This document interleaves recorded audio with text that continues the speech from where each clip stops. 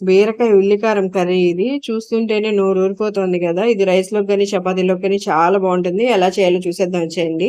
నేనిక్కడ medium size బీరకాయలు ఒక 3 తీసుకున్నాను. ఒక 4 మీడియం సైజు ఉల్లిపాయలైతే తీసుకున్నాను. మనకెక్కువ కూరలు గూడా అవసరం లేదు. తిరమోత గూడా వేయాల్సిన అవసరం లేదు.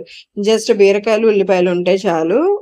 ఇదిగోండి బీరకాయలు మధ్యకి కట్ చేసి చీలికలు చేసుకోవాలి. మధ్యలో ఒక ఘాటు పెట్టుకోవాలి అంతే. ఇదిగోండి ఈ విధంగా బీరకాయని ఘాటు పెట్టుకొని నేనన్ని 3 బీరకాయలని ఇలా ముక్కలు కట్ చేసి పెట్టుకున్నాను. ఉల్లిపాయలు ఇలాగా ముక్కలు కట్ చేసి పెట్టుకున్నాను. 4 చీలికలుగా కట్ చేసి ఇప్పుడు మిక్సీ వేసుకుందాము. ఉల్లిపాయలు కట్ చేసుకున్నవన్నీ వేసేసి కారానికి తగ్గ ఎండుమిరపకాయలు వేసుకోండి. కొంచెం సాల్ట్ వేసి మెత్తగా గ్రైండ్ చేసుకోండి ఉల్లిపాయ కారం. ఇదిగోండి పేస్ట్ అయిపోయింది. ఇప్పుడు ఈ పేస్ట్‌ని ఒక గిన్నెలోకి తీసుకొని ఈ బీరకాయల్లోకి మనం ఘాటు పెట్టుకున్నాం కదా! అలా మొత్తం ఫిల్ చేసుకోవాలి ఇలా బీరకాయలోకి.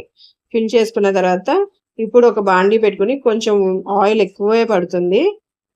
ఆయిల్ కాగిన తర్వాత జాగ్రత్త అండి బీరకాయలు వేసేటప్పుడు ఆ నూనె పైన పడచ్చు.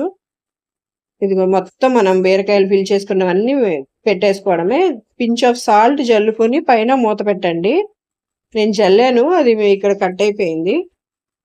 ఇప్పుడు మూత తీసిన తర్వాత చూడండి బీరకాయల్లోంచి వాటర్ వస్తుంది కదా! ఆ వాటర్ అంతా మనకి బయటకి అలా వచ్చిందనమాట.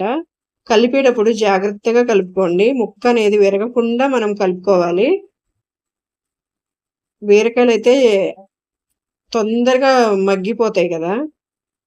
మళ్ళీ మూత పెట్టుకొని ఆ వాటర్ అంతా ఇంకే వరకు ఉంచుకున్నాను. ఇదిగోండి.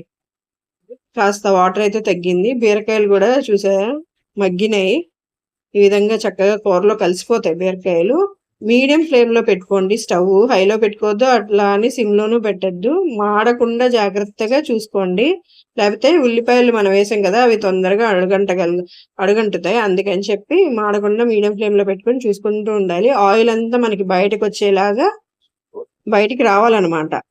అలా వచ్చేలాగా మనం మగ్గించుకోవాలి. ఇప్పుడు మూత తీసేసి ఉంచాను. ఆయిల్ అంతా బయటికొస్తుందనమాట.